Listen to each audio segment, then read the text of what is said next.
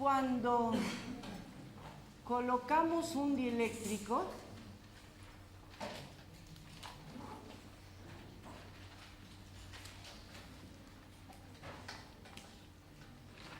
entre las placas del capacitor, fíjense que en este caso vamos a dibujar el mismo capacitor que teníamos hace rato de área A y separación entre las placas D, y lo voy a conectar a una diferencia de potencial para que en el interior se genere el campo eléctrico, porque las placas se cargaron con carga más Q y menos Q. Bien. Ahora colocamos un dieléctrico que puede ser plástico, puede ser vidrio, puede ser mica, y lo voy a poner un poquitito separado nada más que para que observemos lo que sucede en la frontera, ¿sí? Colocamos un dieléctrico que ocupe todo el espacio entre las placas, nada más que lo dibujé un poquito separado para que podamos observar qué es lo que sucede. Les había contado que los materiales no conductores, cuando están cargados o cuando se los somete a un campo eléctrico, no se pueden mover libremente los electrones, es decir, no van las cargas a la superficie, sino que cada una de las moléculas que hay en el interior, supongamos que tenemos moléculas de esta forma, ¿sí? Vamos a dibujar solo dos para que no compliquemos el gráfico, ¿sí? Cada una de las moléculas siente un efecto de polarización producido por el campo eléctrico. Entonces, aquí al costado vamos a analizar qué es lo que le sucede a cada molécula, ¿está bien? Que cada molécula, que en definitiva es un dipolo porque tienen las moléculas cargas positivas y negativas equilibradas, cada molécula siente el efecto del campo que se llama polarización, pero lo que vamos a hacer es analizarlo por separado, ¿está bien? Entonces, supongamos que tenemos esta molécula o esta y decimos, entonces, tengo una molécula en el interior de este campo eléctrico que se estableció por haberle puesto esa diferencia de potencial, y la molécula va a ser esta, ¿está bien? La dibujemos grande para que ustedes puedan ver qué es lo que le pasa a cada molécula del material, que por supuesto tiene n moléculas por unidad de volumen, ¿está bien? Entonces decimos, la carga positiva recibe el efecto de una fuerza de origen eléctrico que va a ser igual a Q por E. Y la carga negativa recibe una fuerza igual y opuesta, que también vale Q por E, pero que está distanciada de la otra fuerza por una distancia que va a ser, si le llamamos D a la separación entre la carga positiva y negativa, esto va a ser D por el seno del ángulo comprendido entre las líneas de campo y el eje. ¿Se entiende lo que estoy diciendo? El eje de la molécula que va desde una carga hacia la otra, este es el ángulo que tengo en cuenta en esta distancia. ¿Está bien? Entonces ustedes van a decir, bueno, pero como son fuerzas paralelas, iguales y opuestas, la fuerza neta es cero. Sí, efectivamente. La fuerza neta es cero, pero sin embargo, anotemos todos, la fuerza neta es nula, pero sin embargo, ¿qué sucede? Existe un momento de torsión.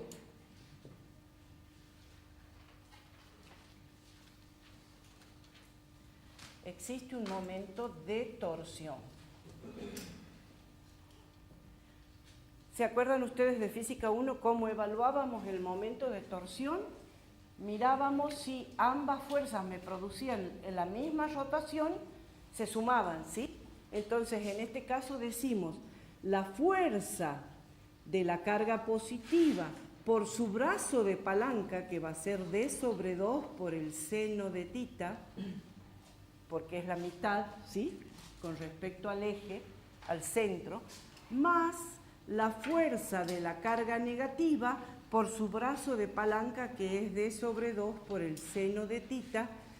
Esto es igual al momento de torsión, que lo denominamos con la letra griega tau. Pero resulta que como las dos fuerzas son iguales, ¿qué es lo que sucede? Aquí tendría que decir que este momento de torsión es 2 veces la fuerza por el brazo de palanca, que es D sobre 2 por el seno de tita. En definitiva, esto resulta que es la fuerza, que vale Q por E, por la distancia entre ambas fuerzas, que es D por el seno de tita. Fíjense, en este caso, esta cantidad, que la voy a remarcar con rojo, esta cantidad, Q por D, se llama momento dipolar eléctrico. Entonces, ahora vamos a decir dónde el producto, el momento dipolar eléctrico de la carga por la separación, cada molécula tiene un momento dipolar, ¿sí?, al cual le vamos a llamar P minúscula. El producto de la carga por la separación entre las cargas es el momento dipolar eléctrico. Y se designa con la letra P, con la letra P minúscula. ¿Está bien? Entonces ahora volvemos a decir que ese momento dipolar es igual a la carga por la separación. Reemplazando esto en la ecuación del torque, decimos que el torque o momento de rotación, momento de torsión, es igual a P por el campo eléctrico por el seno de tita. Y esto no me está indicando otra cosa, o sea, esto es el módulo de un producto vectorial, ¿está bien? Entonces esto me está diciendo que el momento de torsión es igual a P como vector vectorial el campo eléctrico. Pero esto sucede en una molécula. ¿Se entiende? Esto sucede en una molécula, lo que logra, fíjense, alinearse con el campo, y aquí les voy a dibujar una molécula ya alineada, donde la carga negativa viene hacia la placa positiva del capacitor y la carga positiva hacia el otro lado. Fíjense que no se los dibujé acá, debería tener otro color acá. Ese momento dipolar P minúscula es un vector que va desde la carga negativa hacia la positiva. ¿Está bien?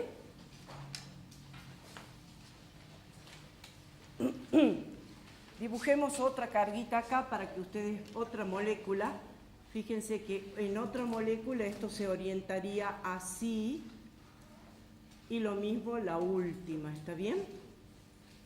¿Qué es lo que estoy queriendo mostrar con esto? Que la separación entre cargas positivas y negativas hace que, bueno, aquí tendría que haberlo dibujado más a la mitad, ¿sí?, hace que en el centro del dieléctrico esté todo neutralizado. A ver, las voy a dibujar a la mitad. ¿Se ve? A esto le voy a llamar, en vez de llamarlo D chiquito, lo voy a llamar delta, porque quiero analizar qué pasa en toda esa cara, como si fuera una porción, una tajadita, ¿sí? ¿Por qué analizo solo eso? Porque todas las demás, fíjense, esta carga positiva con esta negativa se neutraliza, esta positiva con esta negativa se neutraliza, y solamente en la otra frontera me aparece carga. ¿Qué pasa? pasa en definitiva? Genera un campo inducido que no es igual al otro, por eso no se anula, es un poquito menor, ¿se entiende? Entonces, esta polarización me genera un campo inducido que disminuye el campo externo, pero no lo anula como en el caso del metal. ¿Se entiende? Veamos entonces cómo es esto. Esta polarización, digamos así, es de una sola molécula. Si en esa tajada de volumen, si en el volumen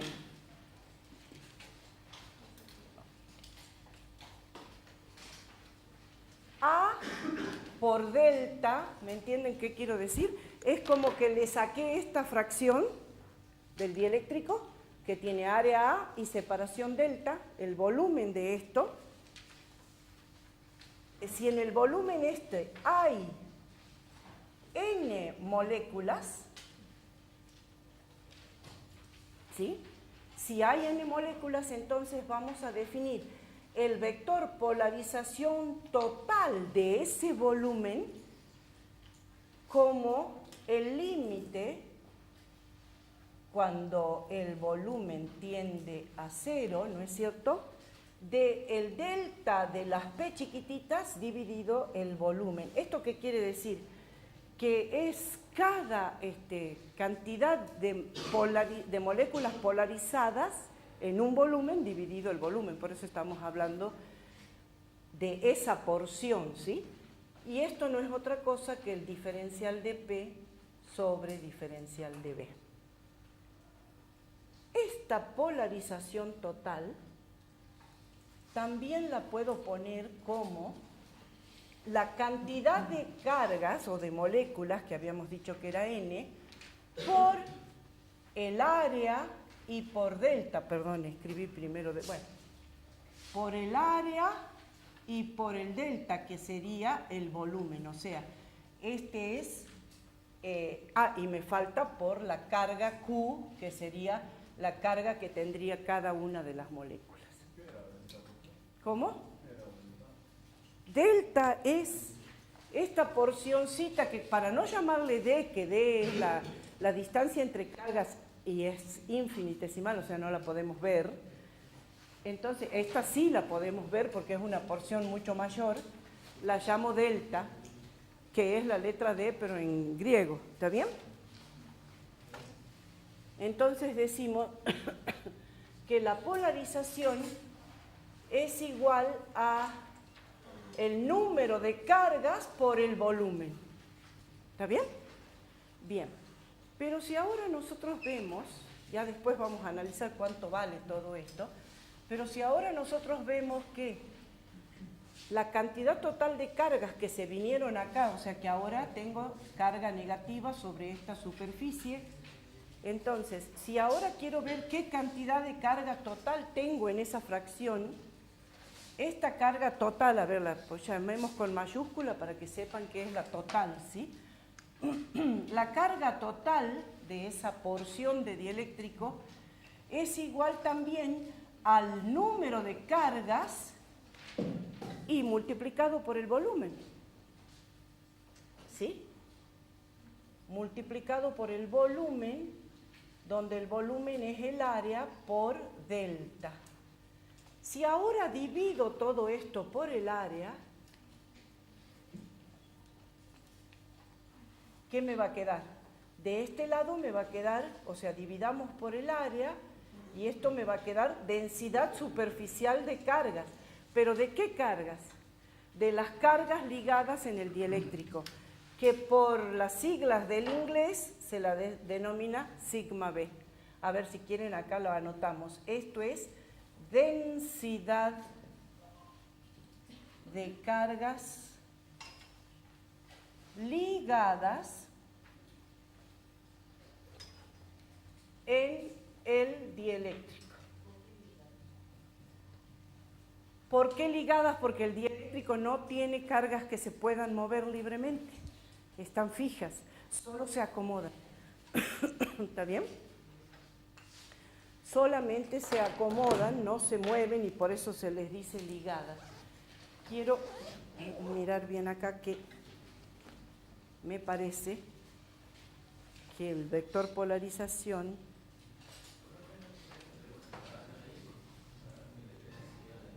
y esta es carga.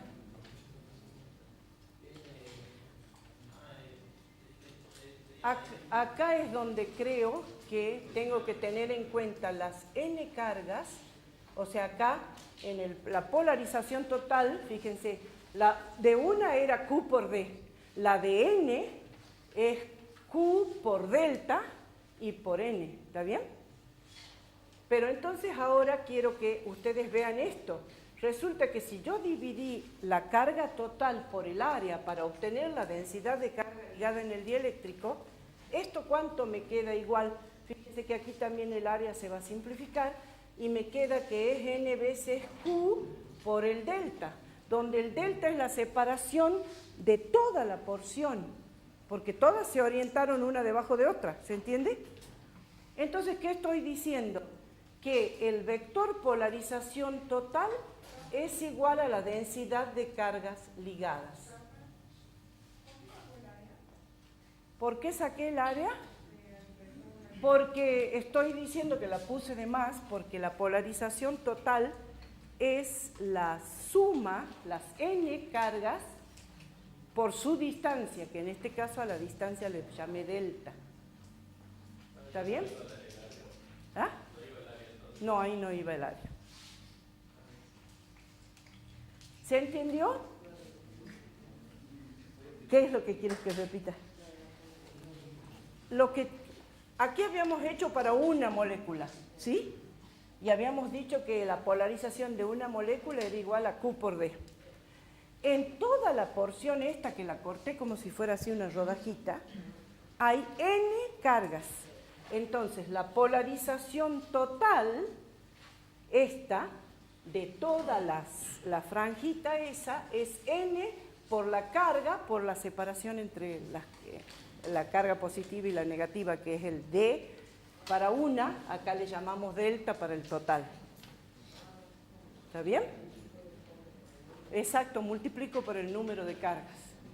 Bien, y entonces ahora estamos en condiciones de evaluar.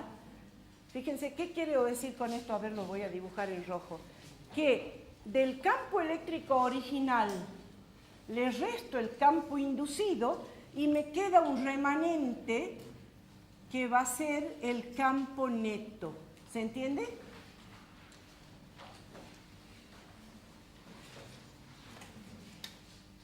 O sea, cuando puse el metal, dentro del metal se anulaba el campo.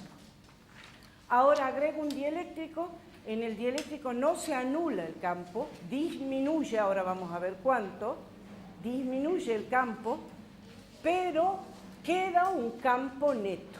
¿Cómo vamos a hacer para saber eso? Lo vamos a estudiar a través de Gauss. Entonces, vamos a estudiar cuánto vale el campo y voy a utilizar una superficie gaussiana, recuerdan como vimos en la clase de Gauss, donde mi vector normal va a ser paralelo a los dos campos actuantes. Bien, entonces,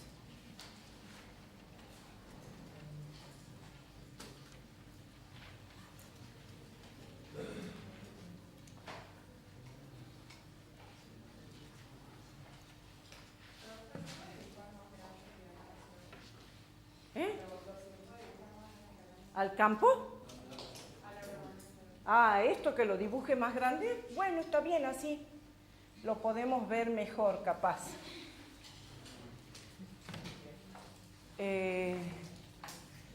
Lo que había dibujado es este capacitor, ¿sí? Donde existía un campo eléctrico externo.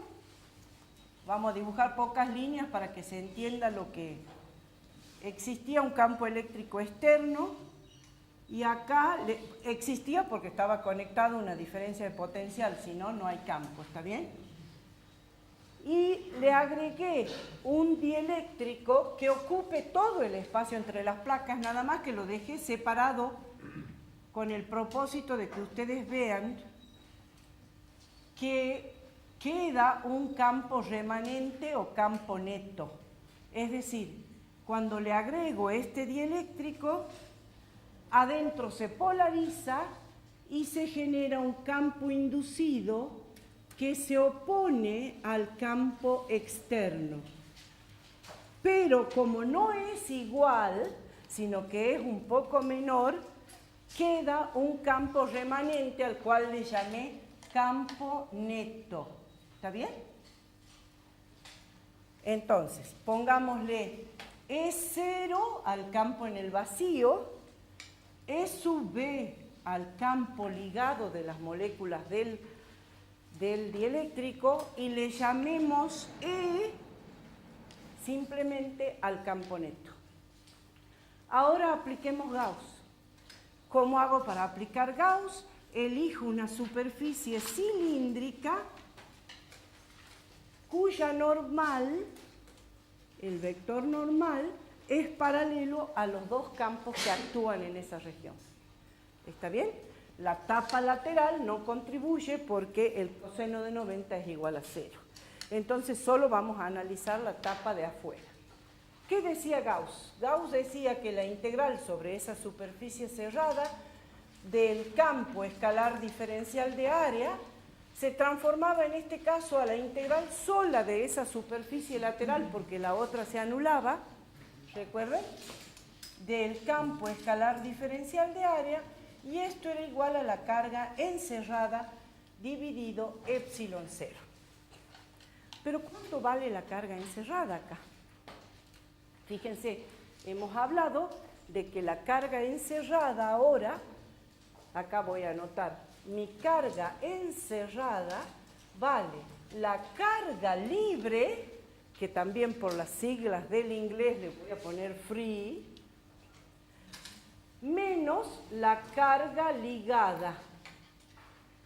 Si divido todo esto por el área, ¿qué me queda?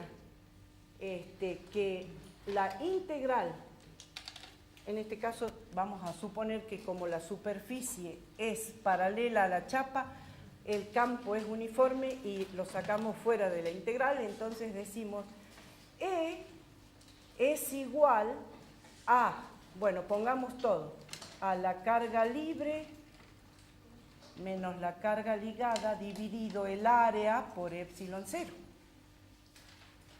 ¿Y esto qué es? No es otra cosa que la densidad de cargas libres menos la densidad de cargas ligadas dividido epsilon 0.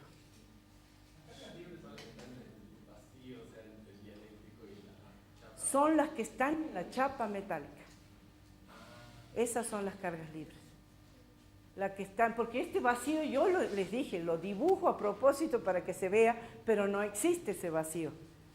El dieléctrico ocupa toda la separación entre las. Ya vamos a ver que si no lo ocupa tenemos que transformarlo en otra cosa. ¿Está bien? Pero esto es importante y necesito que todos lo entiendan. Si no lo entienden, lo volvemos a repetir. ¿Está bien? La carga libre es la carga que tiene la chapa metálica. Y la carga ligada es la carga de distinto signo que tiene el dieléctrico en la frontera. ¿Se entiende? La carga libre, vuelvo a repetir, la que adquiere la chapa metálica del capacitor. Y la carga ligada, la que se induce en el dieléctrico, en la frontera con la chapa. Entonces, en definitiva, fíjense, si paso multiplicando el epsilon 0 para el campo neto, resulta que esto es igual a la densidad de cargas libres menos la densidad de cargas ligadas.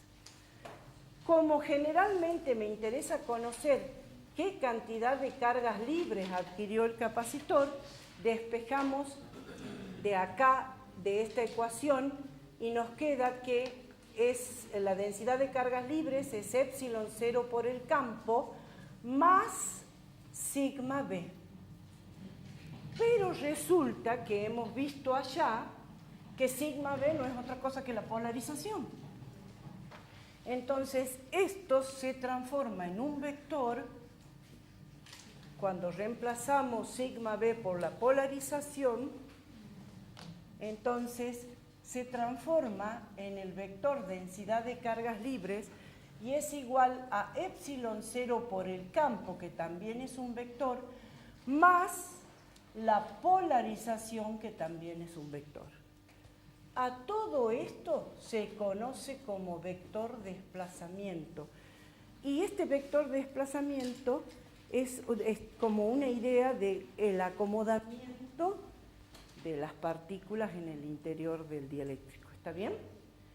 Si volvemos a reemplazar en nuestra ecuación de Gauss el vector desplazamiento que resulta de ponerlo acá, ¿qué me quedaría? Que la integral del vector desplazamiento escalar diferencial de área, que es lo mismo que poner la integral de epsilon 0 por el campo más la polarización, esto me da igual a la carga libre que tiene el capacitor. Y esta importantísima relación se llama ley de Gauss generalizada.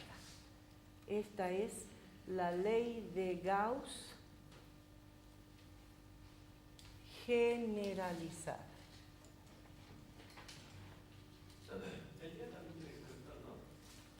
¿Qué cosa? Sí, acá también. Y en realidad todos estos son vectores, es el vector de desplazamiento, ¿está bien? No, la carga libre no es un vector, es un escalar. ¿Qué significa esto?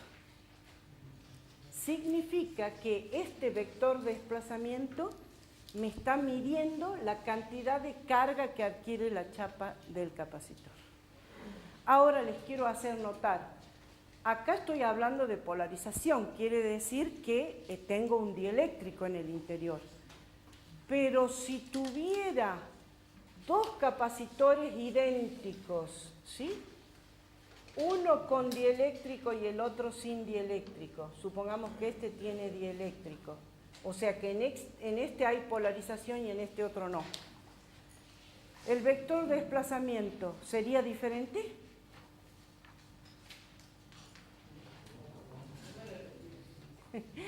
Si tengo dos capacitores idénticos, uno con dieléctrico y el otro no, que están cargados con la misma diferencia de potencial, el vector de desplazamiento sería diferente, miren lo que dio de resultado, ¿no? ¿El vector de desplazamiento sería diferente en uno y en el otro? No, pero fíjense que la integral sobre la superficie cerrada de este vector de desplazamiento da la carga libre y ambos tienen la misma carga libre. ¿Sí? Entonces, ambos tienen el mismo vector de desplazamiento. ¿Está bien?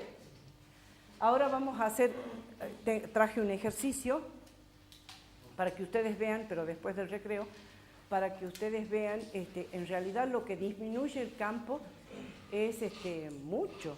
O sea, el campo neto es apenas una porción. Y ahora les voy a decir cuánto es la porción. ¿Puedo seguir escribiendo acá o no ven allá si escribo acá? Para no borrar esto.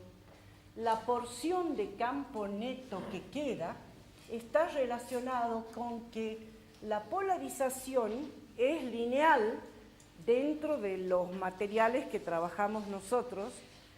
¿Qué quiero decir con que es lineal? Que a medida que aumenta el campo, aumenta la polarización. ¿Está bien?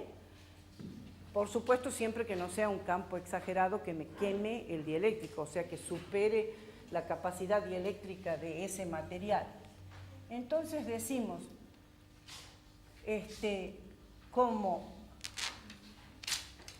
la polarización es lineal,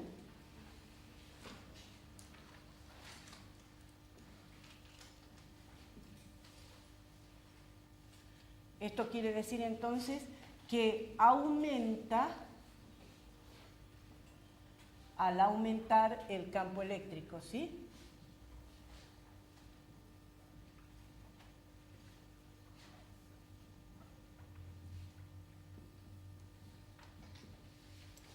Entonces, nosotros podemos decir que este vector polarización es directamente proporcional al campo neto y ese coeficiente de proporcionalidad lo llamamos permitividad dieléctrica del medio, ¿sí? Donde sí es la permitividad, en algunos textos también lo van a ver como permisividad, pero cuando ustedes lo escriben en el Google, en el documento, les larga en rojo porque no lo reconoce, ¿sí? Pero es la permitividad o permisividad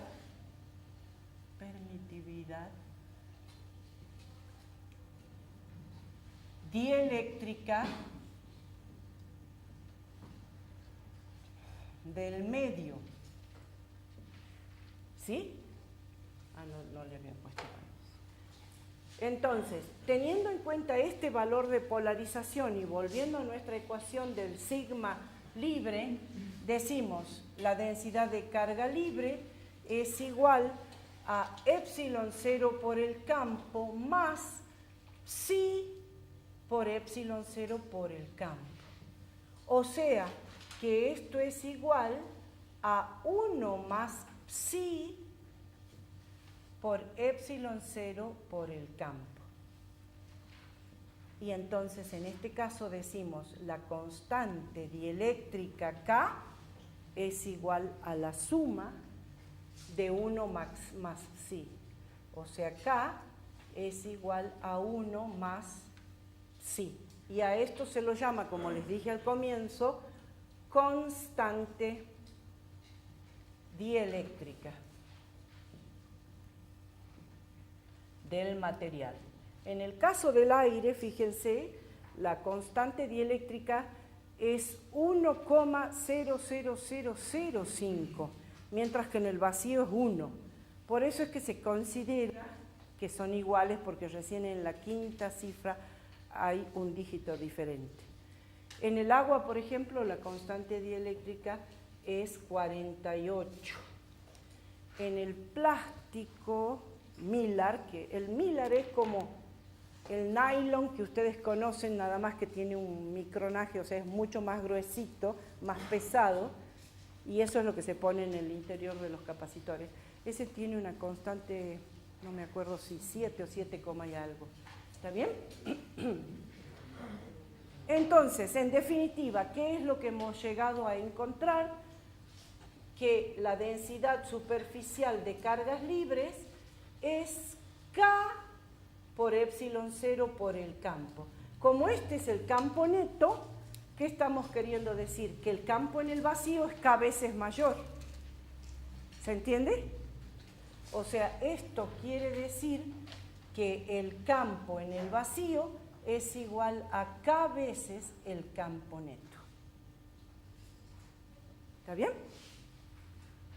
Y por consiguiente, como la capacitancia era la relación de la capacitancia en el vacío dividido a la capacitancia en el medio, que cuánto va a valer la diferencia de potencial en el vacío dividido la diferencia de potencial en el medio, esto era lo mismo que decir V0 sobre K veces V0, porque si el campo está relacionado con K, como a ambos miembros le tendría que multiplicar por la separación entre las placas, para que tener potencial, entonces diríamos el potencial en el vacío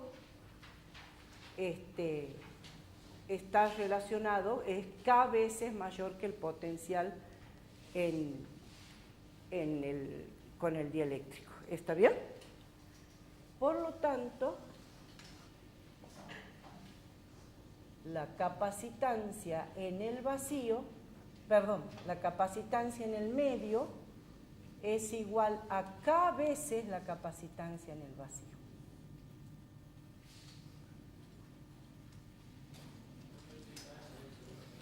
K es mayor que 1 siempre. Sí, porque en el vacío ya te digo, vale 1. A ver, ¿está mal hecha la relación acá?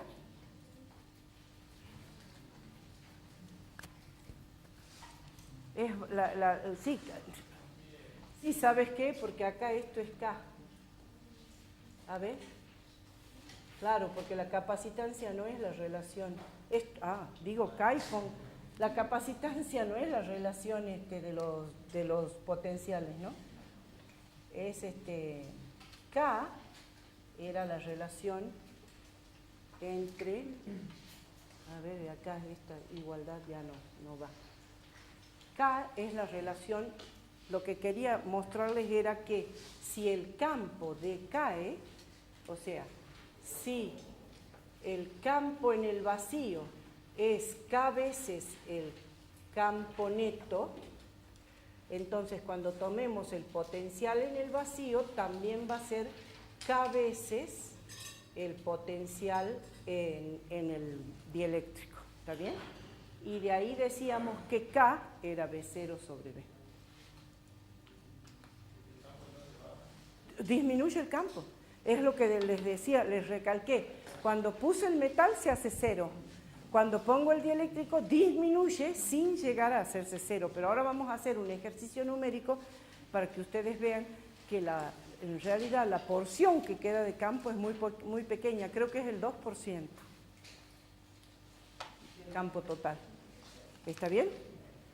Ahora vamos a hacer un ejemplo numérico para que comprendan eso. ¿Se entendió, chicos? Me quedé. La capacitancia aumenta y también la energía también. La energía también aumenta. ¿Me pueden decir la hora? Porque me quedé sin celular para ver si hacemos el descanso o seguimos. Bien, hagamos una cosita más y después hacemos el descanso. ¿Está bien? Bien.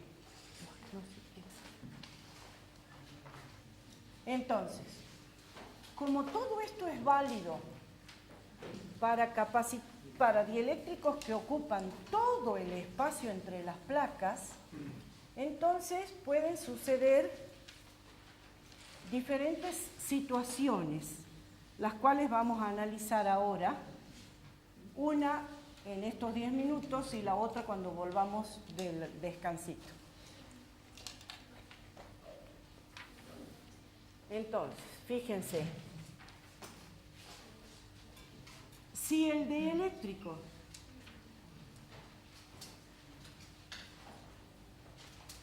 no ocupa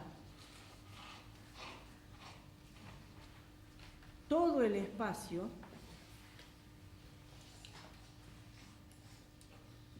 entre las placas, por supuesto,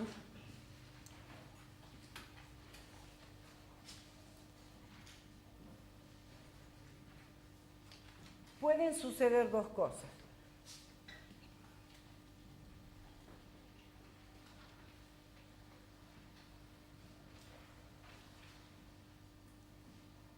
La primera sería que el dieléctrico ocupe una porción entre las placas.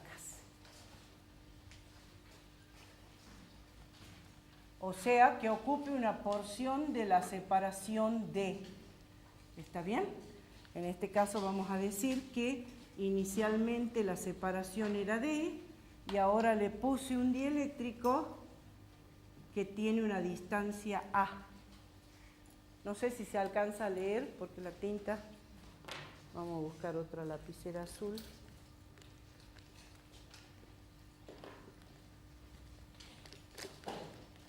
puede ser. Acá. Le pongamos arriba para que se vea mejor. La distancia A. ¿Está bien? Y la otra situación sería que el dieléctrico ocupe una porción del área. O sea, la segunda situación sería que el dieléctrico ocupe una porción del área, es decir, recuerden que el área era hacia allá, y lo que ocupa el dieléctrico es una porción de esta área. ¿Sí? Es decir, supongamos que sea el área sobre 2, pero la distancia sigue siendo d. ¿Está bien? Analicemos qué pasa con este capacitor.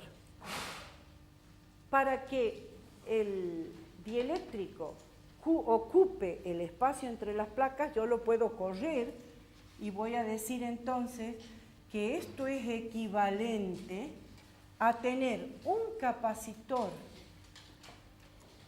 que, con el dieléctrico que ocupe todo el espacio entre las placas en serie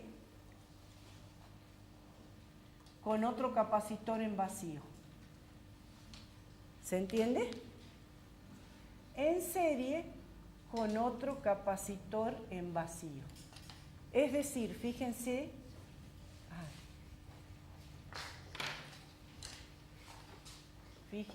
que esta parte del capacitor tiene un dieléctrico de constante K y tiene una distancia entre las placas de distancia A. Mientras que el capacitor en vacío tiene una distancia de D menos A. Entonces, ¿cómo vamos a calcular la capacitancia equivalente en este caso? Como es un capacitor en serie, tenemos que sacar la inversa de la capacitancia equivalente y esto va a ser 1 sobre K veces epsilon 0 por el área sobre la separación, la separación de este era A, más 1 sobre epsilon 0 por el área sobre D menos A. Igual que en el caso anterior, puedo multiplicar las fracciones de tal suerte que me quedaría que la primera fracción es A sobre K veces epsilon 0 por el área y el otro es D menos A sobre epsilon 0 por el área.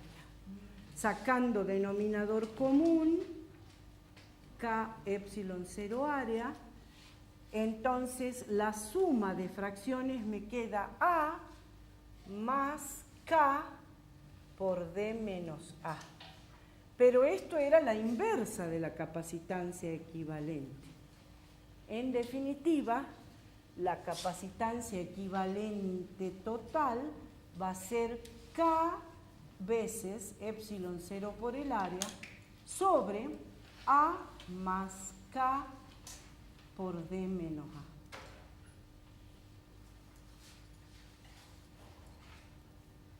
¿Sí?